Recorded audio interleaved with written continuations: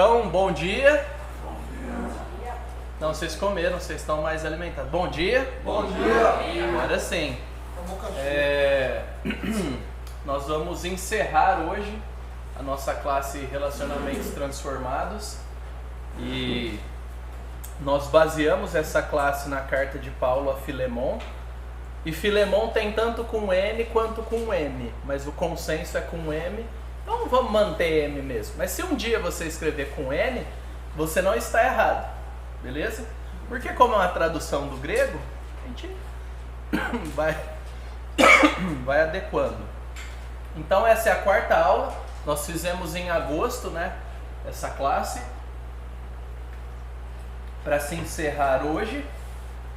Porque a carta de Filemon só tem 25 versículos. Então nós mastigamos bem alguns temas, né? Aqui está um esboço do que já foi tratado. Então foi tratada as saudações nos versículos de 1 a 3. Foi tratado as ações de graça que Paulo faz por Filemon, pela família dele. O central nessa carta, o conteúdo da carta se manifesta aqui dos versículos 8 a 20, que é o assunto. O que Paulo quer? Por que ele escreveu essa carta? Quase um bilhete, né? E aí é engraçado que, só uma nota de rodapé, alguns estudiosos dizem que Paulo de fato escreveu a carta. E tem uma parte lá, escrevo de próprio punho, eu pagarei. Aquilo ali alguns entendem que foi ele escrevendo toda a carta. Diferente de usar um amanuense, que era quando ele ditava, e a maior parte das cartas do Novo Testamento de Paulo foram... só tem cartas que a gente sabe do Novo Testamento. A gente sabe que ele escreveu outras que não estão lá. Mas ele ditava e alguém escrevia. Por isso que, às vezes, há alguma variação de estilo na escrita de uma carta para outra. Porque Paulo está ditando, mas quem está escrevendo está imprimindo um pouco de si lá. Tem características de pontuação, de construção, enfim. Então, algumas pessoas entendem que Paulo realmente escreveu. E a única carta que há um consenso geral de que Paulo escreveu foi Gálatas, que foi a primeira carta escrita por ele, que está no Novo Testamento. Então, só uma nota de rodapé.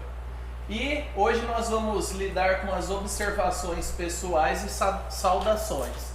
Nós vamos ver em muitas cartas de Paulo que ele sempre fez questão de citar outros.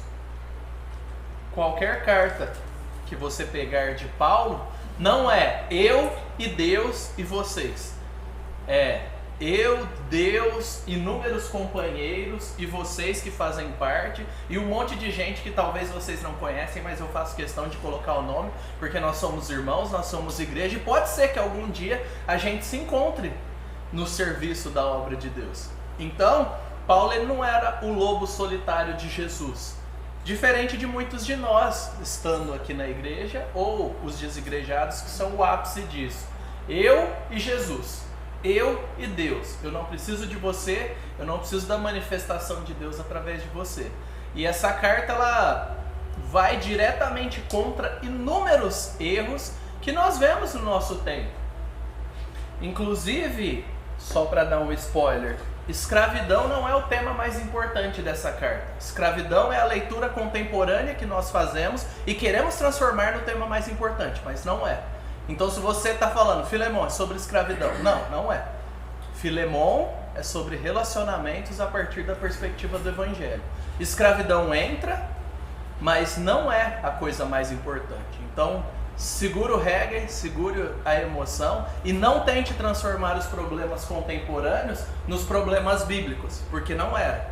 E pouco tempo ali depois também, o Império Romano começou a abolir em grandes partes da sua extensão a escravidão em si. Só que um dos meios para isso, se Paulo tentasse forçar, seria a revolução. E Paulo não queria estar envolvido com revolução, com algo que desonrasse o evangelho ou afetasse os cristãos. Então, não vamos fazer releitura histórica de nada. A gente vai ler a Bíblia no seu contexto, dentro dos seus desafios, com aplicações para o nosso tempo. Não é ler a Bíblia do nosso tempo. a gente está aqui, olha para a Bíblia e entende aqui. Não, a gente entra, entende a Bíblia no seu contexto, entende o que estava acontecendo e extrai os princípios de Deus para nós. Que não é só com isso que a gente tem que fazer, a gente tem que fazer com todos os textos bíblicos. Mas existem alguns temas que são sensíveis para nós, são contemporâneos a nós, né? Então a gente tem que tomar bastante cuidado para não fazer o que a Bíblia não quer que nós façamos, o que o Espírito não pretende, que é nós nos tornarmos a base e Deus se tornar um adendo nas nossas interpretações. Beleza? Até aqui? Tá tranquilo? Levando em consideração que quem veio, veio, quem não veio, viu a aula gravada, a não ser a Ana Beatriz, que está nos visitando. Ela é lá do Tocantins, mas vive no Pará, né? Isso mesmo, amiga do óleo. Recapitulando então, eu quero trazer o sentimento da carta. Eu tenho poucos versículos para tratar hoje, então eu quero conectar com o que está anteriormente. Eu não quero dar o sentido de que a carta é fatiável e que a gente fatia a Bíblia. Não, eu quero dar o sentimento de que está tudo conectado e diretamente conectado, e o que é dito depois tem muito a ver com o que é dito. O que é dito antes tem muito a ver com o que é dito depois. Então abram aí em Colossenses 4, ou não precisa abrir porque está aqui, né, na verdade. Alguém pode ler? Quanto à minha situação, Tíquico, irmão amado, fiel ministro e conservo no Senhor, lhes dará todas as informações. Eu estou enviando com um expresso propósito de lhes dar conhecimento da nossa situação e de alentar o coração de vocês. Com ele estou enviando Onésimo, o fiel e amado irmão, que é da igreja de vocês. Eles contarão vocês tudo o que está acontecendo aqui. Deve ter um A ali, que não veio. Contarão a vocês. Isso. Então, a gente já entendeu que a carta aos Colossenses e a carta a Filemon foram juntas, certo? Tá claro, já foi citado isso na aula, né? Já foi citado na aula. Olha aí, fala com convicção que eu não entendo só. Sim, então foi citado na aula. Sim. O que a gente precisa entender? Que Paulo estava preso. Paulo estava preso. Do chilindró, como diziam antigamente. Aí ele escreve 2 cartas. 2 cartinhas. E quem leva? Tíquico, um cooperador. Tíquico vai levar para a igreja lá em Colossos. Só que uma carta é para a igreja e a outra é um bilhete que é endereçado pessoalmente para Filemon, mas deveria ser lido na igreja. É pessoal e público, não é só pessoal. E quem vai com Tíquico? Onésimo. Aí os caras debatem bastante. Onésimo sabia o que Paulo escreveu? Não sabia?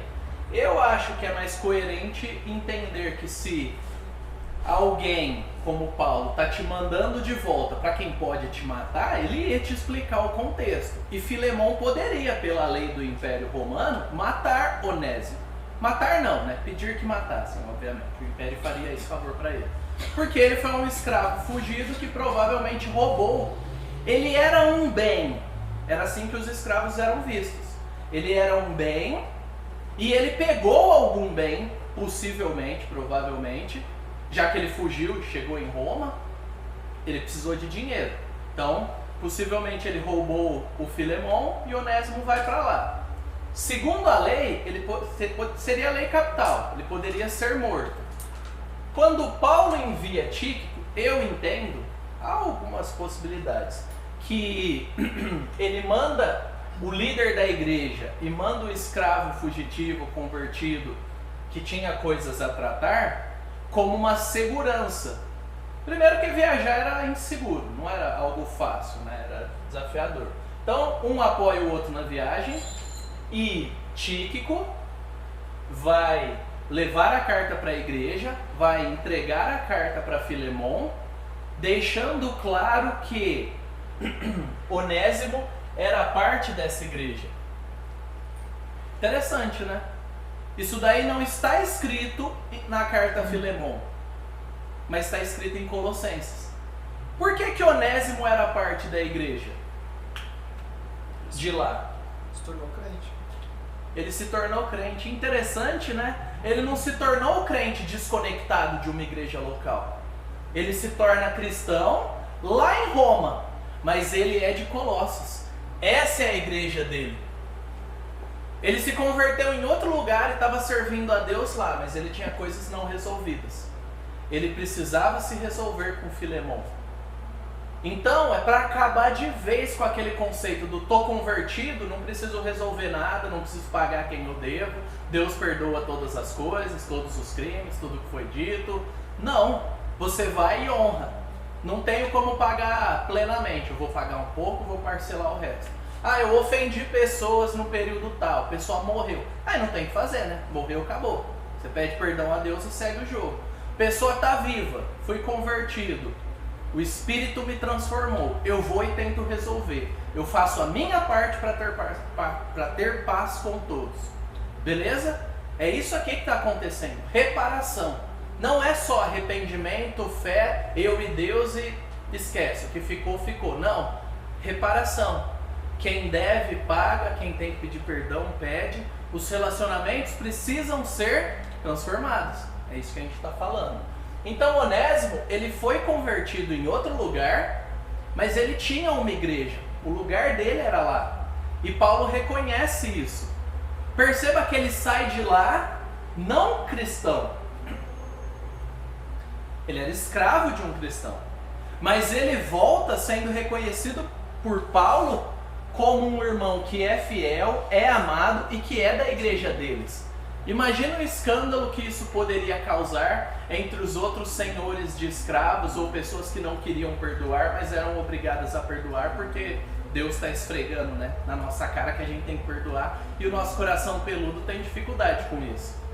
Então imagina o negócio que está acontecendo. Por isso que tem que vir da autoridade do apóstolo escolhido por Jesus Cristo. Não é coisa que a gente acha, cada um dá a sua opinião. Não.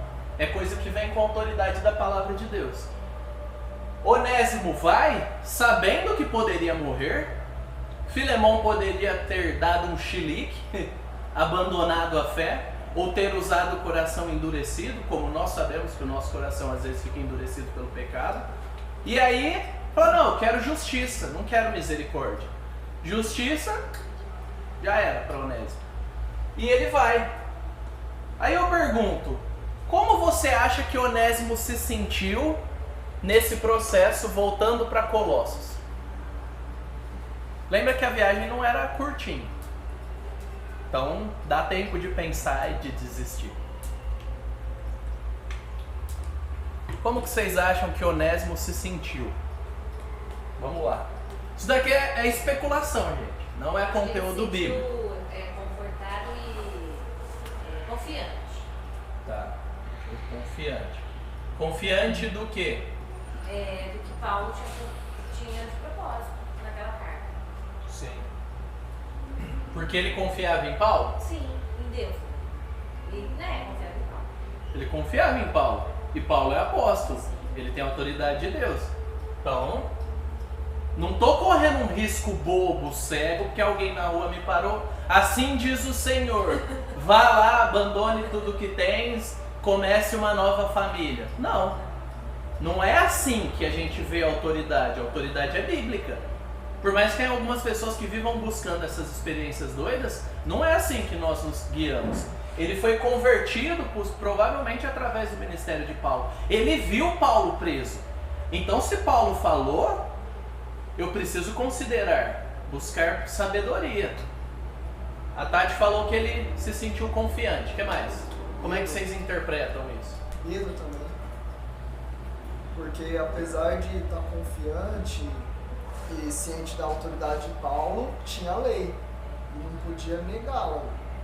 A realidade está aí. O que mais? O sentimento de abnegação, o sentimento de achar que o sacrifício maior era da parte dele do que da pessoa que estava recebendo ele. Abnegação. Se ele não tivesse feito nada de errado, era mais confortável, mas ele sabe que fez. Ele sabe que, por mais que Deus tenha perdoado o pecado dele, haviam coisas a ser tratadas. Então isso traz uma lição extremamente importante para nós. Se tem coisas a serem tratadas, trate. Isso é importante, isso está diretamente ligado à saúde da igreja. E eu vou além. Eu já vi igrejas extremamente doentes por falta de perdão como cultura, não como atitude. Falta de perdão como atitude, tem aqui e ali, a gente conversa, confronta, vai saindo lá. Tem gente que sai da igreja, tem gente que mostra que nunca foi cristão, a grande maioria se arrepende e restaura relacionamento. Sempre tem como atitude, mas como cultura, aí é problemático. Não pedir perdão e não aceitar perdão como cultura, como um valor social, como um tá tudo bem, se você simplesmente parou de falar, não quer saber, vai falar mal, isso é extremamente danoso para a igreja. E Paulo sabia disso. Então Paulo considera extremamente importante que os relacionamentos sejam restaurados e que as pessoas assumam as suas responsabilidades. Ou como a gente diz hoje, assumam seus BOs. O que mais?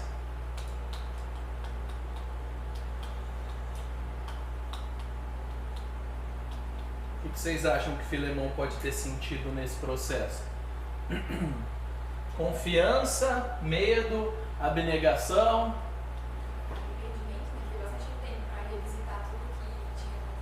Arrependimento é a vida do cristão. A gente não pode ficar escravo dos nossos erros passados, mas a gente precisa trazer eles à mente, vez por outra, para não ficar sem vergonha com a graça de Deus. A gente precisa lembrar, olhe de onde nós saímos. E aquele sentimento, não os artistas que falam, eu não me arrependo de nada, senão não teria chegado até aqui. Nós não somos assim, a gente se arrepende sim de um monte de coisa. Se eu pudesse, eu não teria pecado um monte de besteira que eu pequei. Esse é o sentimento que nós temos.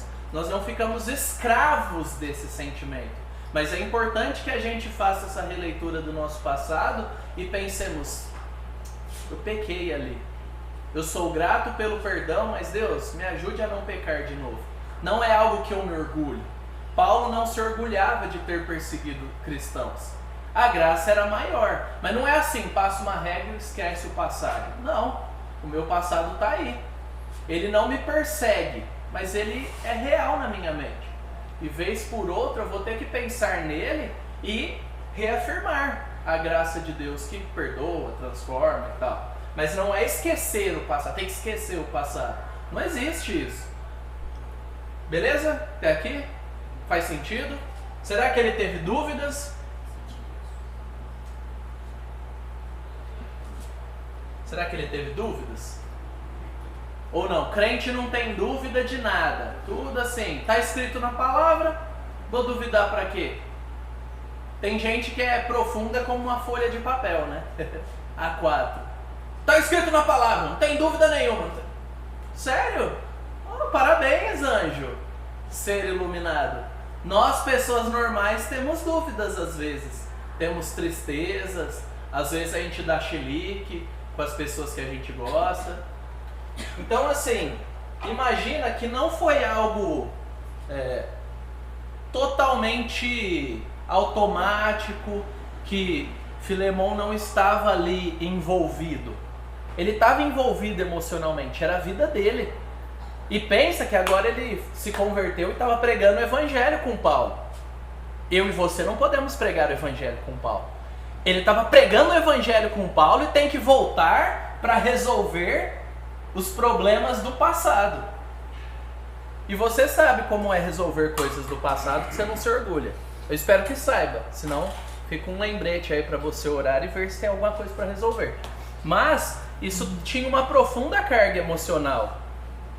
Eu acho que ele deve ter ficado um pouco ansioso no processo, apreensivo, triste. Às vezes a gente fica triste, não com os outros, mas conosco, com o nosso próprio pecado, com as próprias loucuras que cometemos. seja antes de sermos cristãos ou como cristãos imaturos. Então é uma carga profundamente emocional. Na carta, a gente está falando de um homem colocando a vida e a segurança dele por causa da convicção, e a gente está falando de um outro homem que foi traído, que precisa perdoar. Então são pessoas emocionalmente envolvidas. Então, aquilo que eu falei, não foque na escravidão como mais importante da carta. Primeira coisa, segure esse seu ímpeto de querer sair falando e construindo uma teologia que não está aqui. A escravidão é um ponto, nós cremos que a palavra de Deus se posiciona sim, mas era uma estrutura real que havia. Jesus nunca quis começar uma revolução e mudar todo o sistema, mas Deus agiu através de homens inspirados por ele, inspirados inclusive alguns que não eram cristãos, mas que o próprio Deus levantou. Para quê? Para que a escravidão acabasse. Ainda existe escravidão hoje? Existe, inclusive aqui no Brasil. Agora, existem regimes que nós não chamamos de escravidão em alguns países orientais que é praticamente escravidão, só que é no momento moderno. E a gente está comprando e usando eletrônicos de pessoas semi-escravizadas. Então a gente precisa trazer o bom senso para a nossa análise, que o mundo não é cor-de-rosa. Ele é difícil, é complexo, e a gente tem que se levantar contra aquilo que é mal. Mas não é fazendo revoluções e querendo matar pessoas, depor pessoas, enfim. A gente tem que usar hoje as vias justas e legais que Deus dá. A violência é o último recurso para você se defender. É um recurso? É. A legítima defesa é prevista na Bíblia. Jesus mandou que discípulos tivessem espadas. Era algo necessário, sim. Não em face da perseguição, mas em face da proteção daqueles que são fracos. Não é eu vou me defender porque pessoas me odeiam, porque eu estou sendo perseguido como cristão, mas eu vou defender as pessoas mais fracas, eu vou defender minha família, sim. A Bíblia não é contra isso. Ela legitima a legítima defesa como está no Antigo Testamento. Só que não a crueldade, a maldade e a violência despropositada. Então, entendendo que a escravidão não é o assunto mais importante, nós precisamos entender também que a aceitação de Filemon da palavra de Paulo construiria uma nova relação, um novo paradigma, um novo jeito de se relacionar, não baseado na lei romana só, mas baseado na lei de Cristo, amando a Deus sobre todas as coisas, com tudo, e amando ao próximo como a nós mesmos. Então aí tem uma semente de mudança de mentalidade. Nós somos moldados pela nossa cultura. Igreja nem sempre foi como a gente faz, e em alguns países ainda não é como a gente faz aqui. Então o nosso jeito de fazer igreja hoje é moldado pela nossa cultura. Ah não, a nossa igreja ela é igual ao Novo Testamento. Não é, esquece, não é. Agora, é legítimo como nós nos reunimos? Sim, beleza, Deus está nos dando oportunidades, vamos usar o melhor. Aqui nós temos um novo paradigma. Situações que estão pipocando no começo da igreja, que o pessoal não tinha lastro, não tinha histórico, não tinha orientações claras. Como que a gente vai aplicar a uma relação senhor-escravo esse perdão de Cristo? Então aqui cria um novo paradigma, uma nova relação entre Filemon, Onésimo em Cristo. Não é uma relação só social, igual a nossa relação não é social. Nós não somos coleguinhas, igual coleguinha de classe, amigos, colegas de trabalho. Nós somos irmãos, isso é um relacionamento de uma qualidade superior. É de outra natureza. Por isso que o jeito que a gente se trata, que a gente vive, é diferente do que você age no trabalho. Aqui impacta a sua forma no trabalho? Impacta. Mas o jeito que a gente age aqui é sobre outras regras, sobre outro paradigma. E eles estavam experimentando, através dessa situação difícil, a oportunidade de viverem o ensino bíblico, de encarnarem um ensino bíblico que é servir para outras pessoas. E o Espírito Santo inspira Paulo nisso. Ninguém nunca gosta de ter a situação difícil e ser exemplo para os outros. A gente sempre gosta de aprender com o sofrimento dos outros. Não é verdade? Falar, vou ouvir uma história, vou aprender e não vou precisar sofrer. Mas muitas vezes, mais vezes do que a gente gostaria, Deus usa a nossa história, o nosso sofrimento, o nosso pecado para abençoar outras pessoas. É o jeito dele trabalhar. Então, ao invés de lutar contra ele, a gente tem que entender o que está acontecendo. Então, leia aí, Oliver. Paulo tem que enviar de volta para Filemão o seu próprio coração. Isso. Então, até aí, no versículo 12 de Filemão, nós temos isso. Paulo enviando o seu coração. Ele ama tanto Onésimo, e ama tanto Filemão, e ama tanto a igreja que ele se envolve. Ele fala, eu estou enviando o meu coração. Ele chama Onésimo de o meu coração. Isso é amor de igreja, amor de família.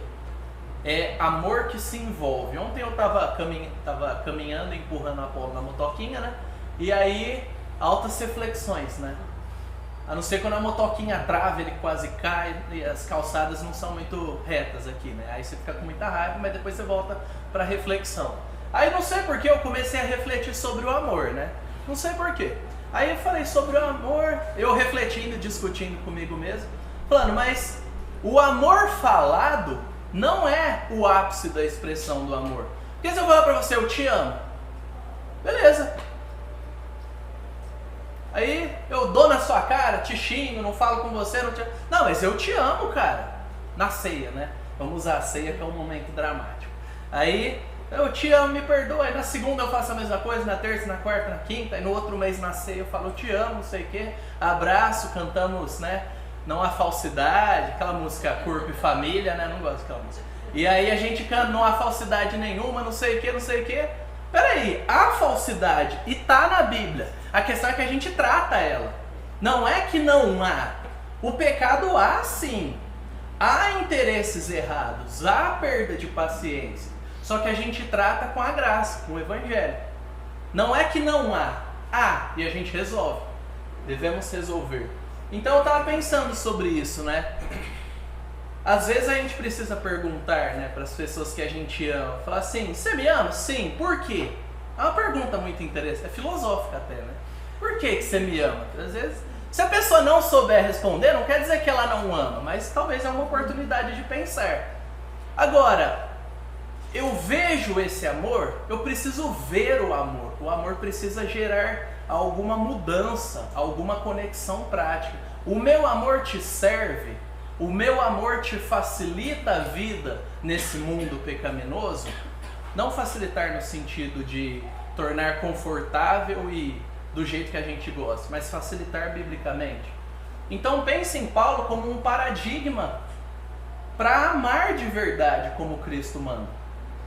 Ele ama e se envolve e diz, se ele te roubou ou te deve alguma coisa, eu pagarei, eu me envolvo.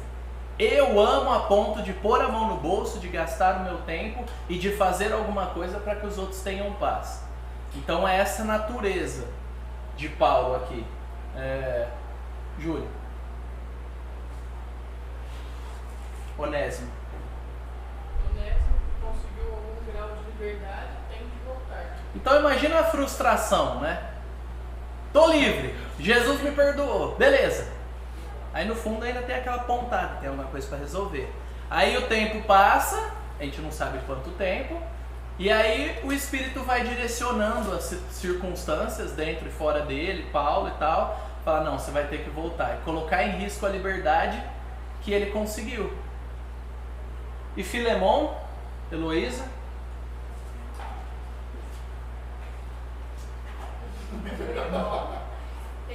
Tem que aceitar de volta esse escravo como se ele fosse Paulo. Então aqui é de um livro que eu peguei, o comentário de Colossenses e Filemão.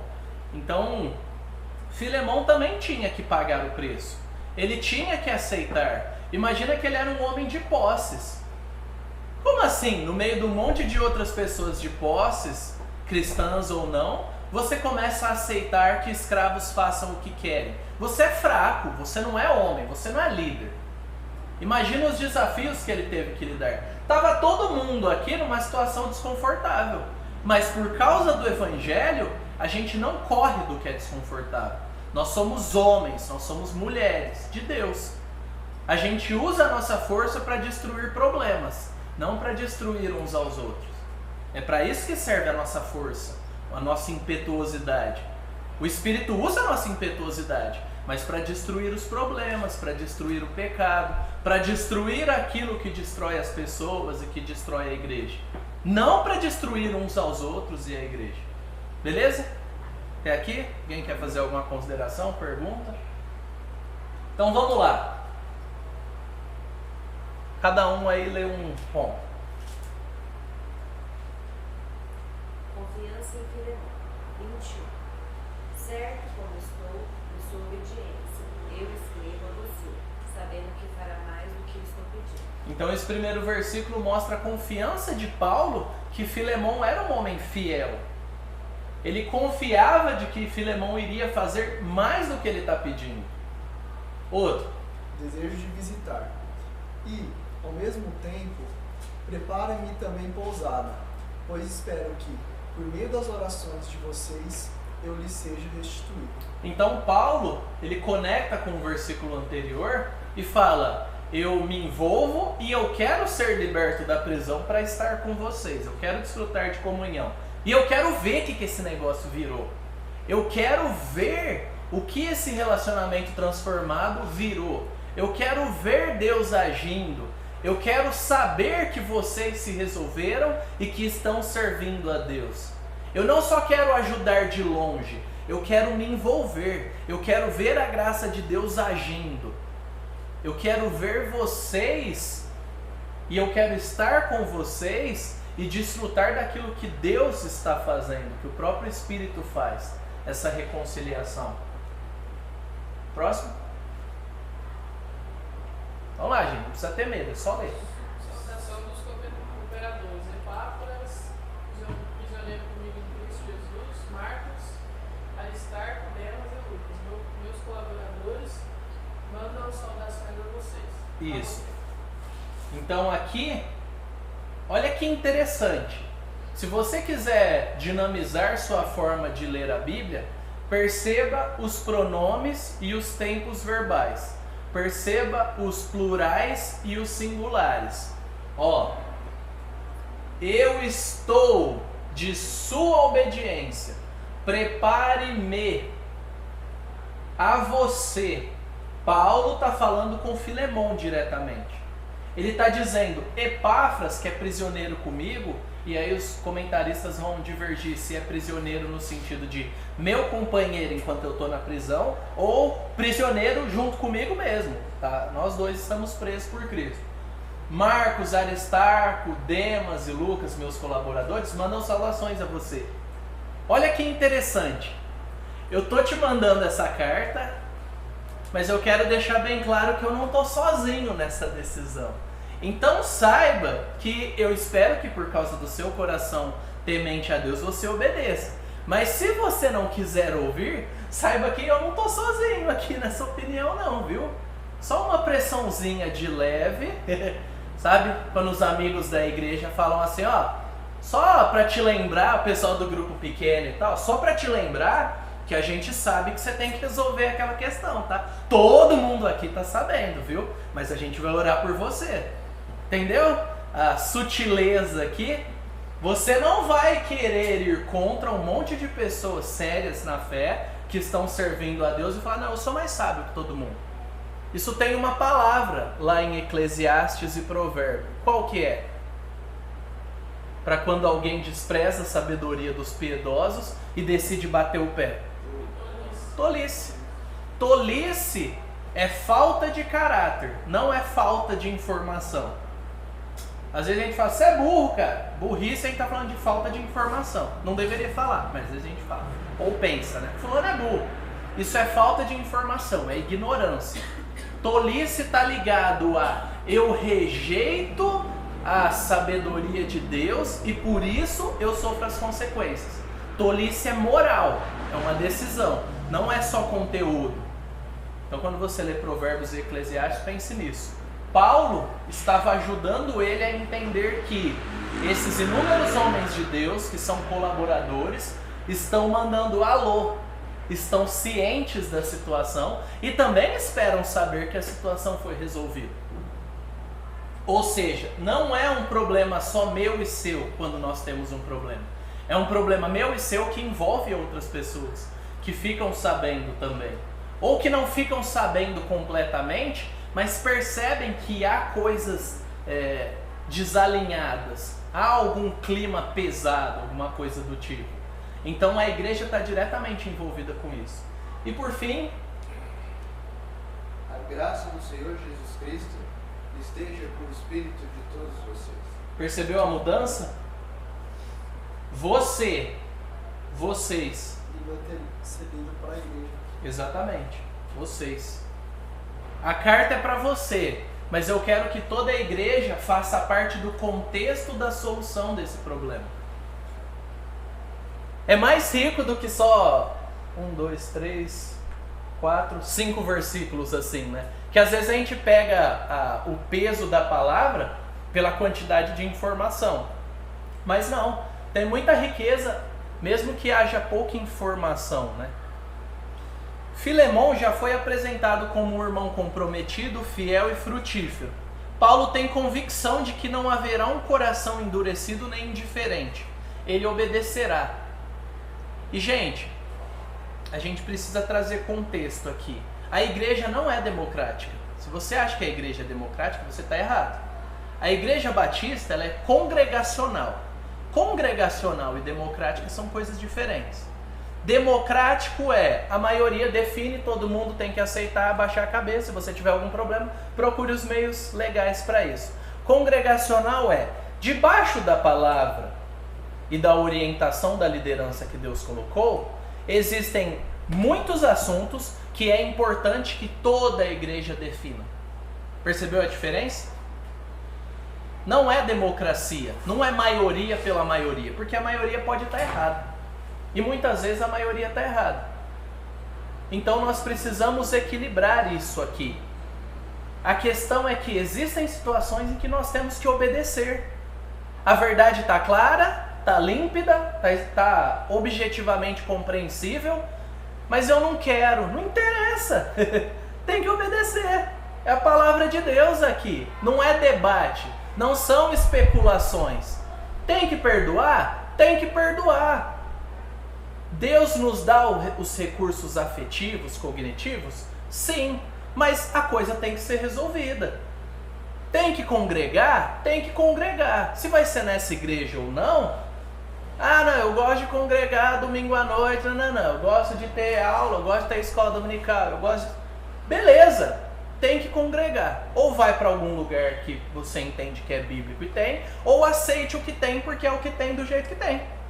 Entendeu? Não é tudo ficar levantando, mas eu não concordei com a decisão de que eu preciso fazer isso com a cor da parede. Não interessa. A gente tem pessoas delegadas para isso. Você pode se envolver e a gente espera que você se envolva, mas quando uma decisão é tomada e foi aberto espaço para isso, a gente confia que o Espírito não só age em mim, ele age em nós e ele age apesar de mim. Eu não preciso dar pitaco em cada decisão. Então existem decisões que não estão abertas para debate. Porque está claro na palavra, elas são compreensíveis e não são debatíveis. Existem coisas que estão abertas para debate. A gente quer ouvir, quer abrir, quer achar a melhor forma todo mundo. Beleza? Tá claro isso? Que a igreja tem esse equilíbrio? Porque nós fazemos parte de um reino que tem um rei. Perceba que Deus era sábio bastante para colocar qualquer forma de manifestação que as pessoas entendessem. Ele escolheu um reino, ele é um rei. Isso é uma estrutura hierárquica. É ele e a gente. Não é estar todo mundo no mesmo nível, fazendo uma rodinha e batendo papo. Não. Existem coisas que Deus ordena e a gente obedece. E na igreja tem coisas que a gente não tem oportunidade de mudar. E tem coisas que não precisam ser mudadas, mesmo que me incomode um pouco. E eu abraço a igreja como família. Assim como na sua família, talvez você não consiga mudar o cardápio, porque sua mãe gosta de fazer macarrão e frango no domingo. E ela tem toda a autonomia de fazer isso. Você não é obrigado a comer, mas você é obrigado a amar. Você pode até argumentar, mas se ela ouvir e falar aham, e continuar fazendo frango e macarrão, não é a sua casa, é a casa da sua mãe.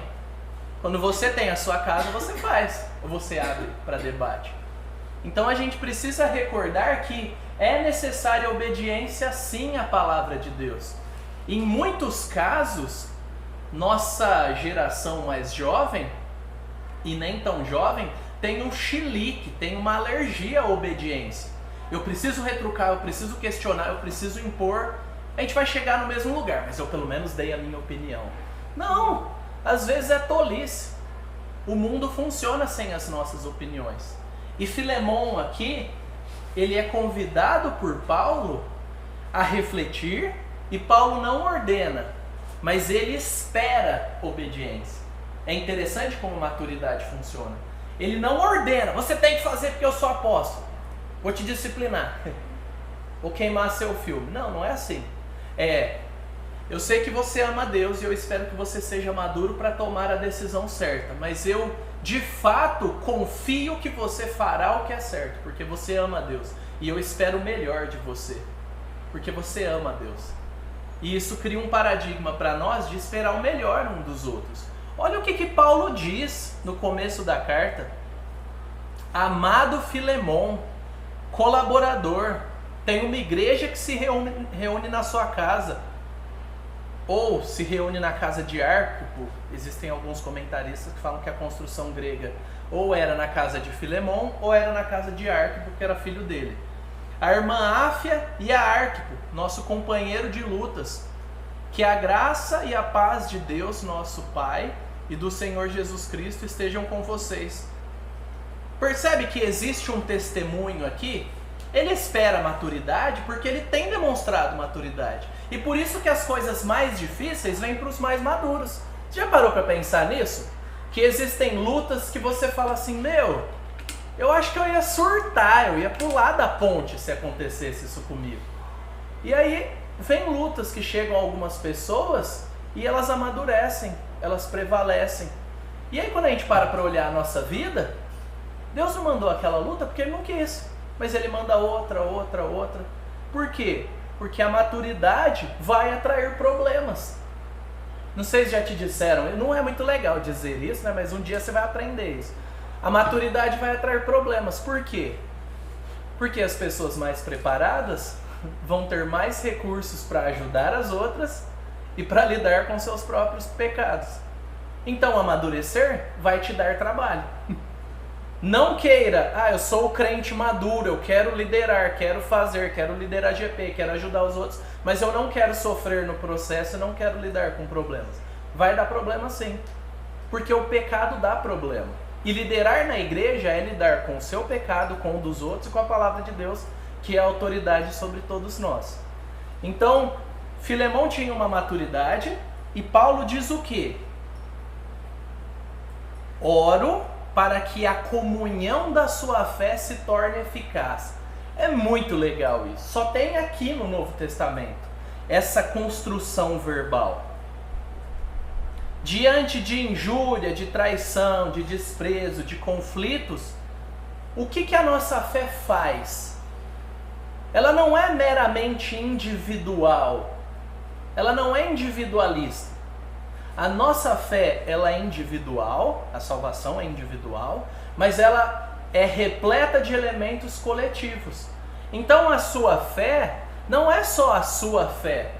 A sua fé é sua e te torna parte do nós. Então aquilo que você faz e aquilo que acontece com a sua fé, se você amadurece ou não, influencia o todo.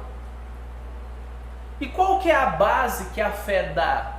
Qual que é a base que a fé deu para Filemon no pleno conhecimento de todo o bem em Cristo? O que a fé de Filemon produziu?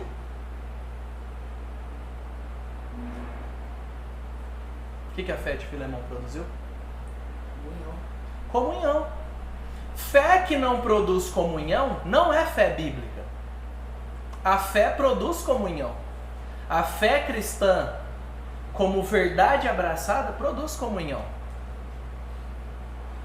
E Paulo deixa bem claro que a comunhão da fé precisa se tornar eficaz nessa situação, entre Filemon e entre Onésimo. Vocês têm a mesma fé. Percebe? Olha que interessante. Quando está tudo bem, a gente fala de comunhão de uma forma. Quando está difícil, a gente fala de comunhão de outra forma. Eu estou falando da comunhão que independe do nosso sentimento. Se você está se sentindo mal, está desanimado, se está difícil, se, sei lá, o pastor não te mandou parabéns no dia do seu aniversário, enfim. A comunhão, ela independe. Filemon tinha comunhão com aquela igreja, Filemon tinha comunhão com Paulo, e Paulo coloca Onésimo na história para que Onésimo e Filemon tenham comunhão em Cristo, apesar dos pecados de Onésimo. Comunhão da fé é algo que o Espírito Santo está produzindo em nós. Vocês já experimentaram alguma situação em que você fala assim, não, ali eu tive comunhão, eu desfrutei de comunhão? Espero que sim. Agora, digam aí. Ontem a de Nova Geração fez um intercâmbio com a igreja de Viradouro. Foi muito gostoso estar com eles, comendo, brincando, conversando, conhecendo e também ouvindo da palavra de Deus. Então, ontem a gente pôde falar, nós estamos em comunhão e foi muito bom. Beleza. O que mais? Não, alguém discorda, né, primeiro? Alguém discorda que isso é comunhão? Vamos abrir para discordar. Não? Beleza. O que mais? Alguma situação aí? Se discordar, a gente vai te ensinar o certo, tá tudo bem. Mas e aí?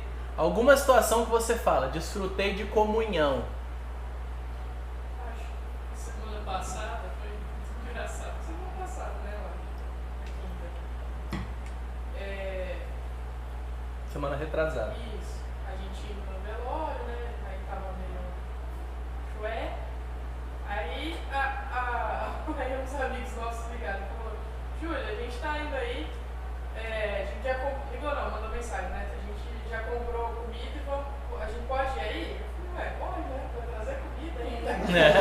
Não é, gente, não é sempre que alguém fala, tô indo aí te visitar e já tô com a comida. Isso é outro nível. Já tem até refrigerante. Tem a comida e o refri. Aí fui lá, corri, aí chamei o Mário tava lá, tava deitado lá, tava pensando na vida. Tá com dor de cabeça, triste, é diferente. Aí eu chamei ele e falei, ó, tá vindo aqui, né? Não. Já disse sim.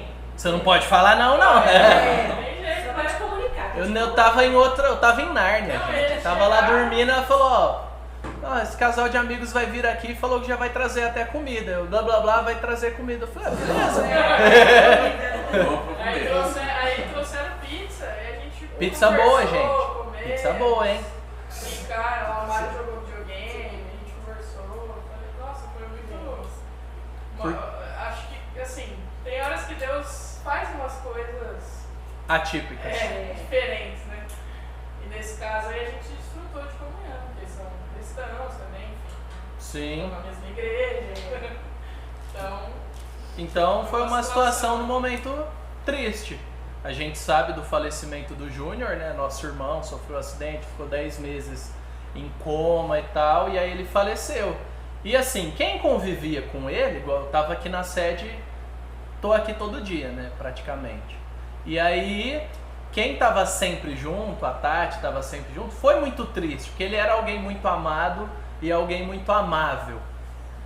E aí, tava um dia assim, ruim, sabe? Aquele dia ruim. Tá tudo ok pra mim, mas não tá bom, tá triste, tá ruim. E aí, depois de chorar várias vezes e tal, que eu não choro muito direto, né? Eu choro picado. Aí chora um pouco, para, lembra, chora e tal, fica triste. Aí eu cheguei em casa, a gente pôs o Apolo pra dormir, né? Nosso filho, e... Aí sabe quando tá ruim ainda? Aquele dia que acabou? Acabou, sabe? É ruim. E aí eu fui dormir, tava meio com dor de cabeça. Aí esses amigos vieram. Foi Deus que mandou. E isso fez toda a diferença. Então a gente desfrutou de comunhão. Ainda estava triste, mas já não estava mais ruim, porque a gente não estava sozinho. Alguém tem alguma outra situação para comentar? Quer comentar, Mir? Você está rindo para mim? Acho que você quer comentar. Ai. Esse Mário. Ai. Pode comentar, por que você está tímido? Não tô tímido não. É que é engraçado mesmo, mas tá bom. Uma situação foi no meu aniversário, né? Eu chamei o pessoal, irmãos aqui da igreja, o Mário incluso nisso, o Oliver, chamei o Oscar, chamei uma boa turma para justamente estar em comunhão na minha casa, comer churrasco e passar o tempo mesmo comigo, onde eu também me sentia amado, né? Comunhão geralmente envolve comida, mas nem sempre. Vocês estão percebendo uma linha que perpassa situações. Que a gente tem fome, gente. Pessoas com fome são menos felizes.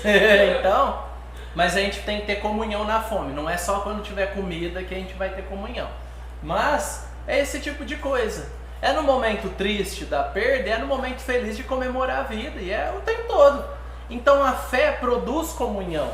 E essa comunhão nos fortalece para encarar os desafios que nós vamos encarar. Não é se, é quando. Você vai encarar desafios. Pessoas vão morrer, empregos vão ser perdidos, pessoas vão puxar o seu tapete. Você vai se deparar com a sua própria ignorância tentando aprender um tema e demonstrar dificuldade. Sabe, entre cônjuges, você está casado com um pecador, às vezes o outro dá chilique, às vezes você dá chilique. Então, nós precisamos da comunhão para quê? Porque viver é difícil, Deus não nos fez para viver sozinhos. Ele nos fez para viver com o povo dele. E olha que legal aqui. Olha o evangelho não narrado, mas visível.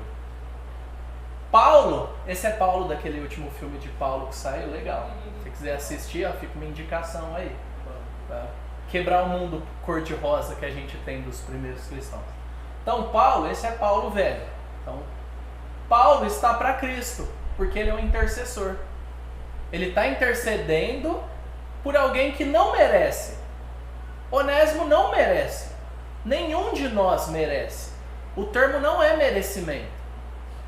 Ao mesmo tempo, Onésimo, porque isso daqui não é que ele estava preso, que ele era escravo.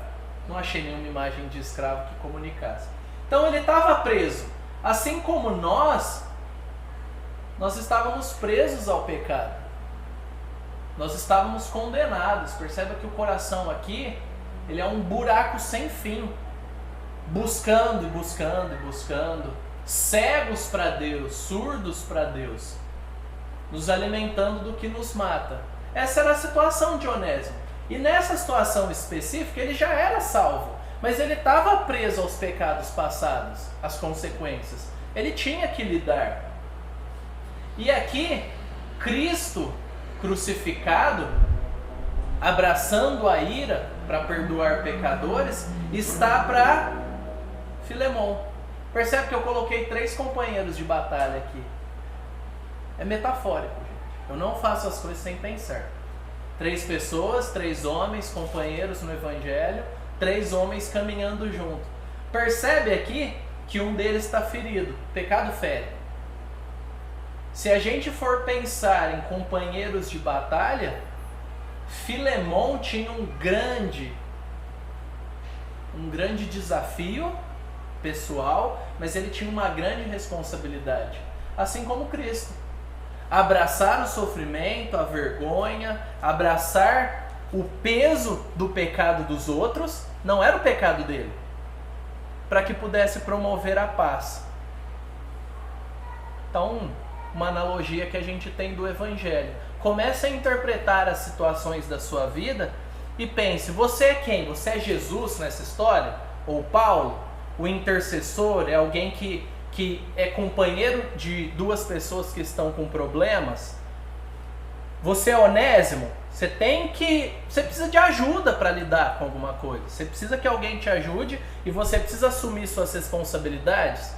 Você é Filemon, você tem que aceitar o prejuízo, aceitar a calúnia, engolir o senso de justiça própria, entender que a sua justiça própria não é a coisa mais importante do universo, mas a honra de Cristo, do Evangelho, o bem da igreja é.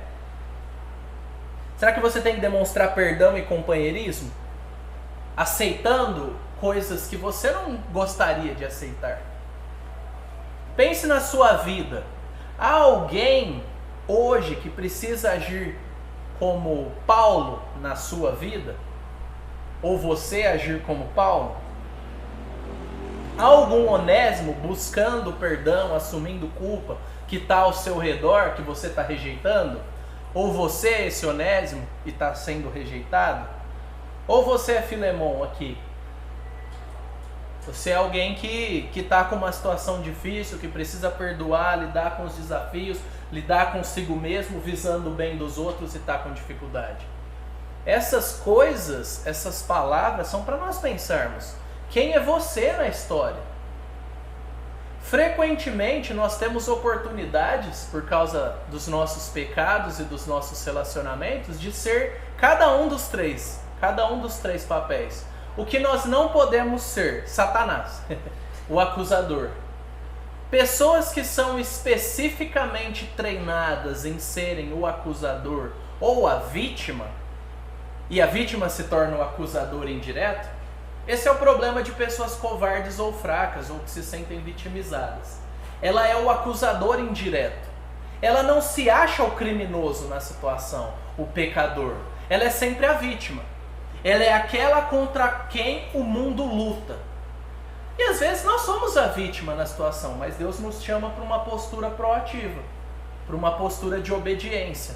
Não ficar vitimizados, todo mundo puxa o meu tapete na igreja, no trabalho, na escola, na família. Que dó de mim. Não existe isso. Você puxa o tapete dos outros também. Seu pecado faz isso. Então você não é a vítima. Você pode ser covarde de não assumir os seus erros e uma postura de pacificador ou de pedir perdão. Mas todos nós, em determinados momentos, somos como cada um desses. E a maturidade cristã é o quê? Saber quem eu sou em cada situação. Para quê? Para que eu consiga viver de um modo que honre a Deus. E como eu vivo de modo que honre a Deus? Quando eu consigo entender quem são os meus amigos. Porque eu não vou vencer sozinho. Olha que interessante, Paulo não estava sozinho no ensino nesse pedido. Ele estava validado por irmãos fiéis. Então ele fala de Epáfras, no versículo 23, companheiro de prisão, mas lá em Colossenses ele fala de Aristarco também. Gente presa por amor ao Evangelho. Não é preso porque é mal pagador, porque bate na esposa, porque é sequestrador, porque, sonega imposto de renda. É gente que puramente por pregar o Evangelho e servir a igreja foi preso. Olha os outros que ele chama de cooperadores ou colaboradores. Aqui a gente tem Marcos. Olha que legal a trajetória de Marcos. Alguém abre em Atos 15, 36. Na verdade, todos abram em Atos 15, 36.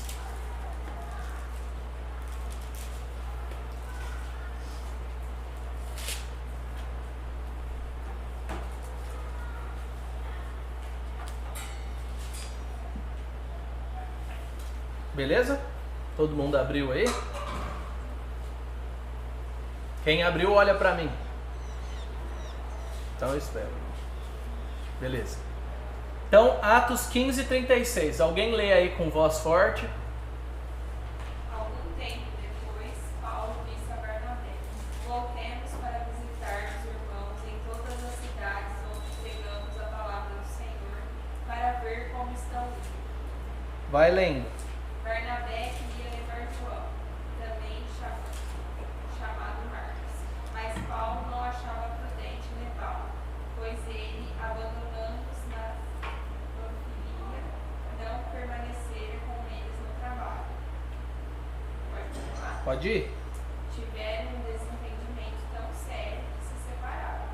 Barnabé, levando consigo Marcos, navegou para Chipre. Mas Paulo escolheu Silas e partiu, encomendado pelos irmãos a graça do Senhor. Encomendado pelos irmãos a graça do Senhor. Passou então pela Síria, pela Cilícia, fortalecendo as igrejas. A gente está falando da igreja primitiva, que tem gente que coloca, caiu no marca-texto, que coloca assim, meu Deus, era a igreja perfeita, eles não cometiam pecado, não... Olha aqui, vida real, gente, evangelho real para vida real. Os caras estavam servindo a Deus, Paulo e Barnabé plantando igreja e fala, não, agora a gente plantou as igrejas, vem um trabalho, né? Tem que voltar para fortalecer as igrejas. Quem que a gente vai levar conosco? Equipe. Barnabé querendo levar um sobrinho dele, João Marcos, que era jovem, abandonou a viagem no meio do caminho por imaturidade, pecado, pelas questões dele. Abandonou, voltou para casa, não aguentou o tranco, seja lá o que aconteceu.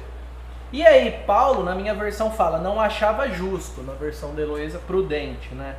Levar aquele que tinha se afastado deles, não os acompanhando no trabalho. Olha que situação ética difícil. Vamos dar uma segunda chance, mas ele pipocou no trabalho, ele escorregou, ele não estava lá. E aí, a gente vai levar de novo e tal, como é que vai ser? Não é simples, a gente está falando da obra de Deus, sustentada por pessoas pobres em sua maioria, que suavam para manter eles. Eles trabalhavam para se manter.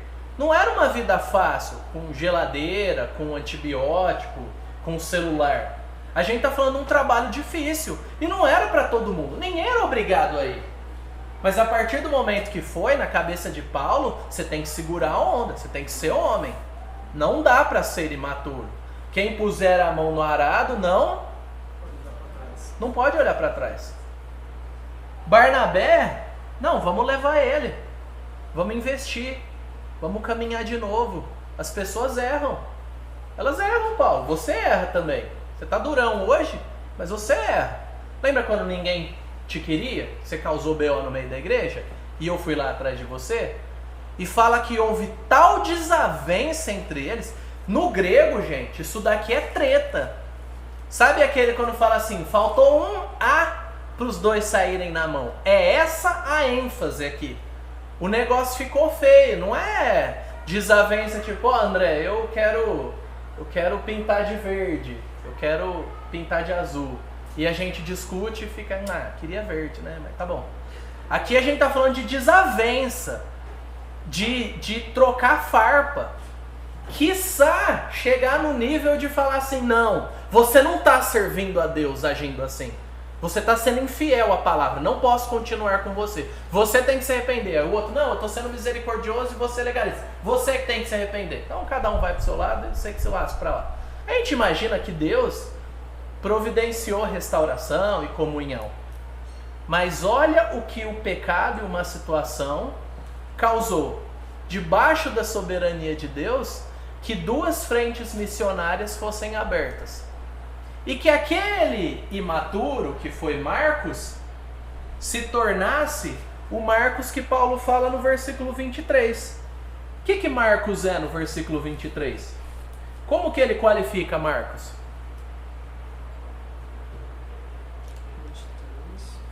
24. Do capítulo. De Filemão. Ah, Versículo é o trecho em questão. Toda citação é fora do livro em questão. Eu esqueci de avisar, né? No seminário é assim, então você vai reproduzindo e esquece de explicar as coisas para os outros. Assim como também Marcos, Aristarco, Demas e Lucas, meus cooperadores. Cooperador. O moleque maturo que não segurou a onda, que fez eles se separarem, hoje não é mais moleque, é cooperador. Isso mostra que quem estava certo? Barnabé ou Paulo? O que vocês acham? Quem acha que Barnabé estava certo, levanta a mão. 1, 2, 3, 4. Depende. E quem vocês acham que... Não. Não, depende. E quem acha que Paulo estava certo? Também acho que tava certo. Ambos estavam certos, gente. A questão é que não somos nós que damos a palavra final. Marcos precisava saber que Paulo ficou chateado com a imaturidade dele e que não ia tolerar a postura de moleque. Marcos precisava de alguém que fosse misericordioso, pegasse ele e instruísse ele no caminho. E Deus, que não precisa de ninguém, lembrando, Deus não precisa de ninguém, escolheu usar os três. E no futuro mostrar para toda a igreja que Ele não age do jeito que eu e você queremos. Ele age do jeito que Ele quer. Nós somos os instrumentos. E Paulo foi humilde e maduro o suficiente para perceber isso no futuro. E lá em 2 Timóteo 4:11b, vamos lá? A gente já está acabando, então não precisa ter problema. Todo mundo abre, a gente lê junto. Só o Lucas está comigo. Joga Marcos com você. Porque ele é muito útil para você. Olha que legal, é a última carta de Paulo. Ele ia morrer pouco tempo depois dali. Ele não tem mais carta escrita que nós temos ciência. Ele falou, tô sendo, colocado nas últimas. Na última carta que ele escreve a Timóteo para encorajar, para instruir, ele faz questão de falar que Marcos é útil. Ele não está aqui. Seria bom se ele estivesse aqui porque ele é útil. Olha como Deus é gracioso. Deixando registrado para nós que se você é Marcos, busque perdão e organize sua vida. Mas se você é Paulo, perdoe e tenha paciência. E se você é Barnabé, continue investindo nas pessoas. É o mesmo evangelho, mas ele atua diferentes nas pessoas em situações diferentes. No final, para a glória de Deus, todo mundo prevaleceu. A tradição nos diz, que todo mundo morreu. Todo mundo foi assassinado por amor ao evangelho. Mas eles foram para a glória, então tá beleza. Venceram o maior problema. Diferente de Demas. Triste fim de Demas. Isso é extremamente triste. Demas, que foi chamado de cooperador em outros lugares, em 2 Timóteo 4:11, o que Paulo 4:10, o que Paulo diz sobre Demas? Porque Demas, tendo amado o presente século, me abandonou e se foi para Tessalônica. Crescente foi Para a Galácia. Tito foi para Dalmácia. Olha isso. Demas e outros me abandonaram. Eles saíram de perto de mim. Alguns, Crescente, foi para a Galácia. Foi para servir.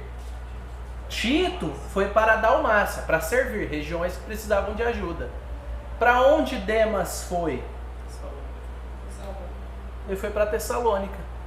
Não em missão, mas em oposição a Paulo. A última coisa que é dita, Demas aparece em 3 textos, se não me engano, no Novo Testamento. Um deles é de Filemon. 2, ele é tido como um cooperador fiel. No terceiro, a última informação que nós temos sobre ele, nós vemos que ele abandonou a obra missionária.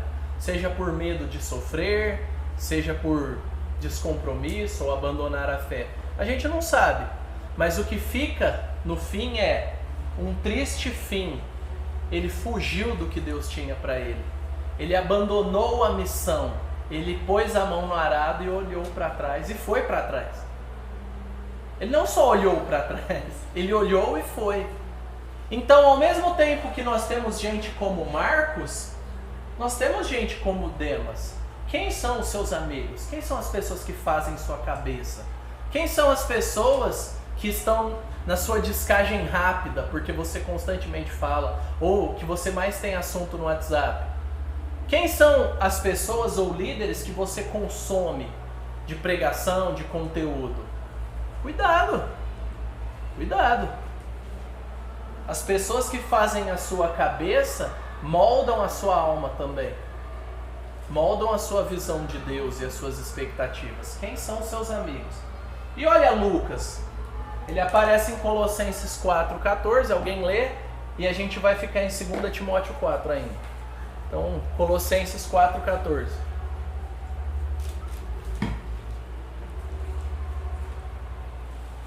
Vamos lá? Saúda-vos, Lucas, um médico amado e Demas. Olha que legal. Demas estava lá. E estava com Lucas. Ele era parceiro dos caras crentes. Ser amigo de crente não é garantia de que você vai prevalecer, mas facilita muito a vida. É aquele negócio. Se você tem que escolher, tem amigos íntimos cristãos mais maduros que você, mais comprometidos para que te puxe para cima, para perto de Deus. Agora, isso não é garantia. Ter pais cristãos, ter membresia de igreja ou ministério na igreja, de que você vai perseverar na fé. Lucas perseverou, e o testemunho dele a gente tem aí, né? Tanto o Evangelho de Lucas, que é o mais completo, quanto Atos, que é a história base da igreja. Se a história dele fosse só isso, para nós já estava ótimo. Falou, ó, fez demais. Mas Paulo falou que ele era um cooperador muito importante, que estava com ele, que servia. E ficou com ele até o final. Exatamente. Aí, ó. Alguém pode ler 2 Timóteo 4:11, por favor. Só Lucas está comigo. Traga Marcos com você, porque ele me é útil para o ministério. Olha que legal. Lucas está comigo. Os outros saíram por missão ou me abandonaram. Lucas permaneceu. Lucas está comigo. Talvez pela sua rotina de vida você vai ser como os outros, que vão mudar e não vão conseguir ficar tanto. Mas se Deus te der condição, permaneça, seja como Lucas, fiel, frutífero e realizado. Busque ser um amigo como Lucas. Busque ter um amigo como Lucas. Primeiro busque ser, porque quem é um bom amigo naturalmente vai encontrar outros bons amigos. E depois busque ter. Filtre, dê oportunidades. Avalie as pessoas e seja intencional. Existem pessoas que às vezes estão nas periferias dos nossos relacionamentos. Olhe para elas. Dê um passo. Às vezes tem um grande amigo aí, um grande companheiro de ministério que pode surgir disso. E aqui nós temos algumas das frases que eu amo muito sobre amizade, então eu vou pedir para cada um aí ler. Pode ler. Nesse mundo, duas coisas são essenciais, a vida e a amizade. Ambas devem ser altamente valorizadas e não devemos subestimá-las. Então Agostinho, ele falou, duas coisas são essenciais. A vida, porque sem vida você está morto, né? Então você tem que estar vivo. É a condição de possibilidade de qualquer coisa. Sem vida não tem possibilidade. Mas ele coloca como a amizade vital para a vida, para uma vida de qualidade, uma vida boa. E deve ser valorizada. Pessoas sem amigos são pessoas que estão a um passo da queda, a um passo de naufragarem na fé. Outra pessoa? Eu acho que para uma mente sensível não há prazer temporal igual ao prazer da amizade.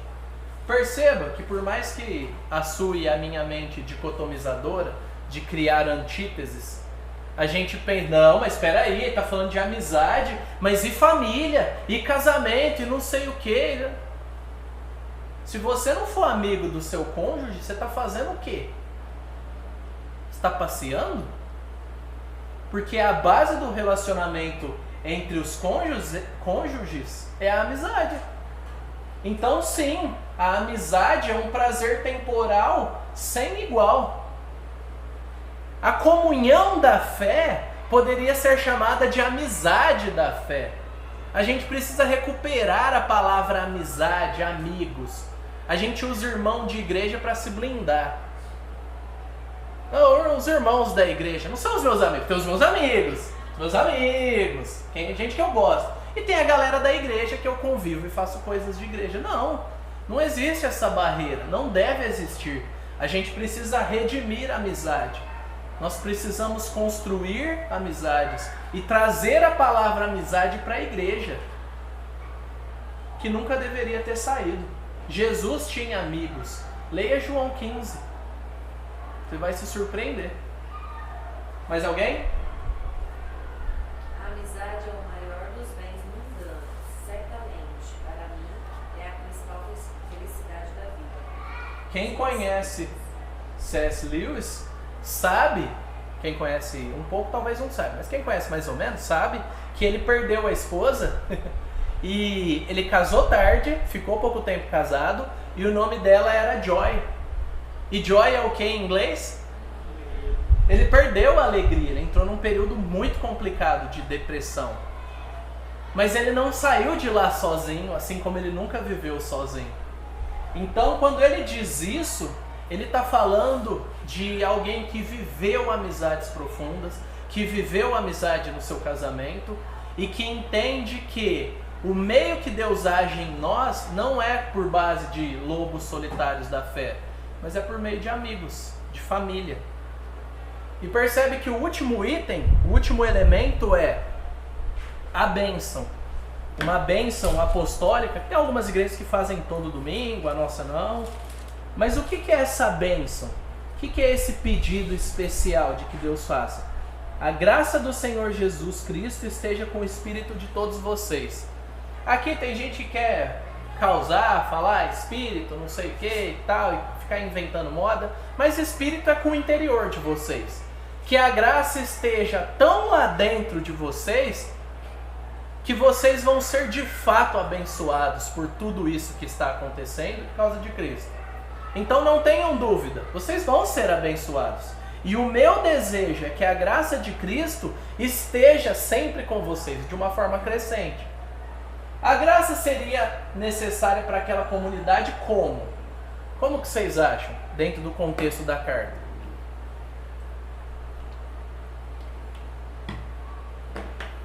Sem resposta do tipo, a graça é necessária para tudo. Vamos lá, vamos exercitar um pouco a massa encefálica. Também para transformar outros conflitos dentro da igreja. O exemplo desse relacionamento transformado abençoaria todo mundo, porque todo mundo tem algum conflito em alguma hora. Talvez naquele momento outras pessoas estavam tendo desafios semelhantes. Então a graça, através da carta, ajudaria.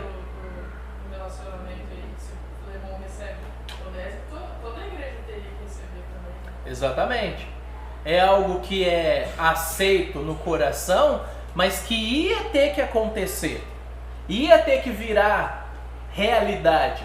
Porque a igreja teria que receber Onésimo. O que mais? É interessante que mostra, tipo assim, Paulo não queria ser revolucionário, mas para aquela época, perdoar um escravo era uma coisa revolucionária.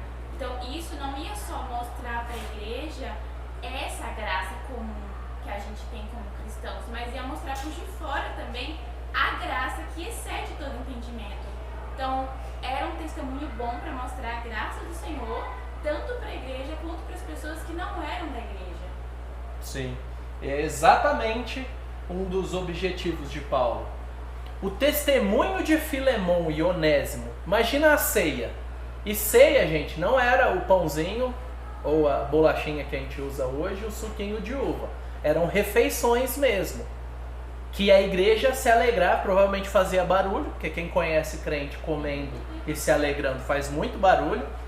Então imagina a igreja no meio da sociedade e os dois sentados participando, ministrando, ensinando nos grupos pequenos da igreja. Aí já estou dando uma forçada. Mas imagina Onésimo e Filemão e todo mundo testemunhando. E o pessoal na sociedade vendo. Peraí, mas vocês estão andando juntos? E eu não estou nem falando que ele foi solto. Mas o nível de relacionamento mudou. O impacto social pelo exemplo era extremamente grande. Dentro da igreja e fora da igreja. Agora, o que Deus faria com isso? Um monte de coisa. Ia dar um nó na cabeça dos de fora. Ia atrair pela diferença. Então eles precisariam de graça para gerir as questões.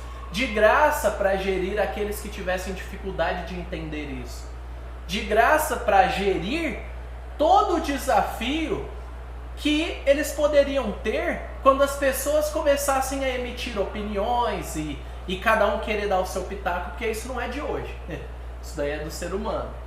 Eles precisariam da graça de Jesus para que a igreja usasse isso para crescer. Paulo não colocaria essa bênção apenas como um padrão. Ou vocês acham que ele colocaria? Que as coisas que são escritas, pro forma, paz do Senhor, igual alguns dizem. Paz. Que paz? O que você está me desejando? Você sabe o que é a paz do Senhor? O que é o shalom do Senhor? O que é o conceito bíblico de paz? Ou você só está reproduzindo? Vamos dar um passo atrás e aprender e usar direito? Vamos melhorar os termos que a gente usa? Ou simplesmente vamos reproduzir porque é assim que a gente lê a Bíblia? Não, quando fala graça é padrão, favor imerecido, não vamos nem gastar tempo com isso. Não é assim. O Espírito colocou cada palavra inspirada através da mente daqueles homens com um propósito. Então não achemos que qualquer bênção, que qualquer colocação é aleatória, é desconectada. A verdade é a propósito para nós. Então quando você e eu lermos a Bíblia, a verdade ali, dê um passo além. Tem o geralzão, que você vai encontrar, bater no olho, mas tem aquilo que você precisa mastigar, sabe? O que isso está conectado com o resto? Como isso se conecta com a minha vida? Para quê? Para que de fato produza frutos e edificação. E aí por último, o Evangelho transforma, não pode, transforma, não é um se, é um fato. O Evangelho transforma os relacionamentos, porque ele reconfigura a nossa identidade e o modo como nós enxergamos os outros. Você pode ser rejeitado, perder tudo, isso já transformou alguns relacionamentos também, né? Automático. Mas você pode ser amado, você pode produzir íntima comunhão e ajudar outras pessoas que estão ao seu redor e se tornar mais amigo delas. E aí algumas palavras que a gente pode aprender, né, desse livro. Perdão. O que mais? Vamos lá, alguém lê aí, cada um uma. Reconciliação. Serviço. Amizade. Obediência. Fé. Comunhão. Ele falou fé, comunhão. Ele é rebelde, ele quis falar a última e não falou. Você não quer comunhão, Oliver? Por quê? Porque tá pulando comunhão? Percebe? Tendo fé, Comunhão da fé. Ele só vai pra sua casa hoje. tendo fé, É. tendo comunhão. Gente, Comunhão a da palavra de Deus, ela nunca é sobre só um tema. Ela é um tema se a gente vê a profundidade de uma folha A4. Mas se nós amadurecermos, e essa é a meta, crescer e continuar crescendo, nós vamos começar a ver muito mais riqueza na palavra. E isso tem tudo a ver conosco. Tudo. Toda a Bíblia tem tudo a ver com você, tem tudo a ver com as suas responsabilidades e tem tudo a ver com aquilo que Deus quer te transformar em. Ele quer te transformar em o quê? Se volte para a Bíblia e você vai começar a perceber muitas coisas. Nunca é só informação. Toda informação precisa gerar transformação. Beleza? Quero encerrar com essa colocação. Toda informação bíblica, teológica, claro, precisa gerar transformação. Se não gerar, estude de novo, ore, coloque diante de Deus, porque sempre há algo a ser transformado, sempre há a ser aprimorado e melhorado. Desse lado da eternidade, é luta, é desafio, mas nós precisamos lembrar que o nosso foco não é aqui. Não é chegar nas férias, não é terminar a faculdade, não é conseguir o emprego dos sonhos, não é engravidar, não é ter a casa própria, não é criar os filhos e que eles fiquem na igreja. O nosso foco é a eternidade. Todas essas coisas são maneiras de demonstrar o nosso compromisso com Deus. E se Ele nos levar hoje, amanhã ou daqui 30 anos, que nós tenhamos uma vida cheia de amigos, cheia de obediência e cheia de frutos para deixar para os outros. Senão vai ser vergonha para nós e tristeza. Mas se nós somos cristãos, a gente sabe o final está garantido. Vamos batalhar hoje para servir a Deus. Vamos orar?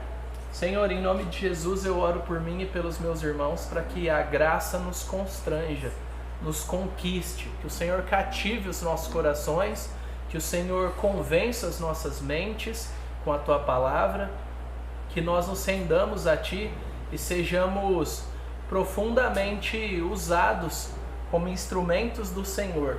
Use as nossas dores, use os nossos pecados, use os nossos pontos já amadurecidos, as áreas que temos crescido, para que o Teu nome seja honrado, ó Deus. E abra o nosso coração para a Tua igreja, para amar a Tua igreja, para amar os irmãos, para que de fato, com as amizades que construirmos, possamos chegar ao ponto de chamar uns aos outros de irmãos e isso ser verdade, ser legítimo. Não apenas uma forma genérica de chamarmos uns aos outros. Que o Senhor nos chame cada vez mais para perto do Senhor através dos relacionamentos uns com os outros. E que o Teu nome seja glorificado, honrado, admirado, valorizado em nós, através de nós e acima de tudo pela Tua igreja. Assim oramos e confiamos, ó Deus, que o Senhor não vai nos abandonar. E pedimos que o Senhor nos mantenha firmes até o final. Não como Demas, mas como Marcos. Em nome de Jesus. Amém. Amém.